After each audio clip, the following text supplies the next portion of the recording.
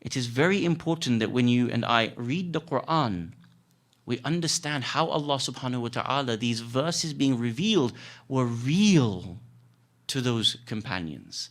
How much it pushed them to be able to act upon those. Let me give you a verse. Imagine you receive this verse. Really, put yourself into Mecca or Medina and all the knowledge that you have about the history, the challenges. Allah reveals this verse. The Prophet announces it. Listen to this verse. Allah subhanahu wa ta'ala says in Surah Al-Ahqaf, verse number 35.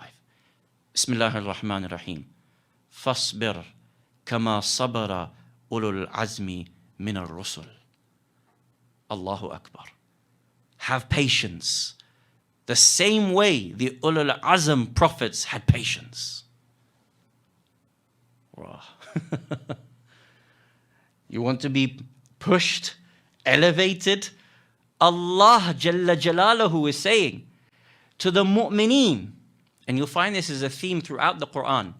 Allah subhanahu wa ta'ala tells the mu'mineen his expectations of them. You know what the expectations are? You always have to act to the same level of the Anbiya and Mursaleen. Think about that.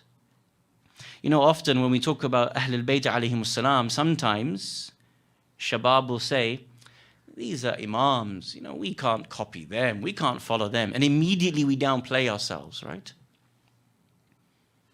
Of course, we're not ma'soomeen. That's an obvious theological point. Allah subhanahu wa ta'ala doesn't make that distinction in this way in your acts.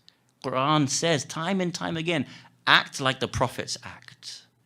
I can give you verse after verse. Allah subhanahu wa ta'ala says to the Rusul, He will say to them, Ya ayyuhar Rusul, kulu min at-tayyibat. Partake from the tayyibat, the pure things. Elsewhere in the Quran, Allah subhanahu wa ta'ala says, Ya ayyuhal ladhina amanu. Also, O you who believe, partake from the pure things. Same words.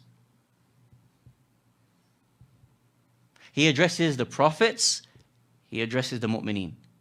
Allah subhanahu wa ta'ala says, فَاصْبِرْ كَمَا صَبَرَ أُولُو الْعَزْمِ مِنَ الرُّسُلِ.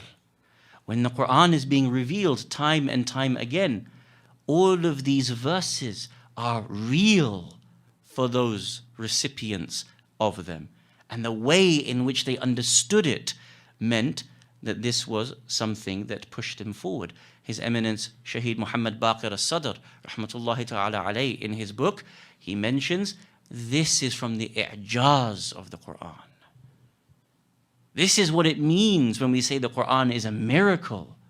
That a book like this can change hearts in the millions.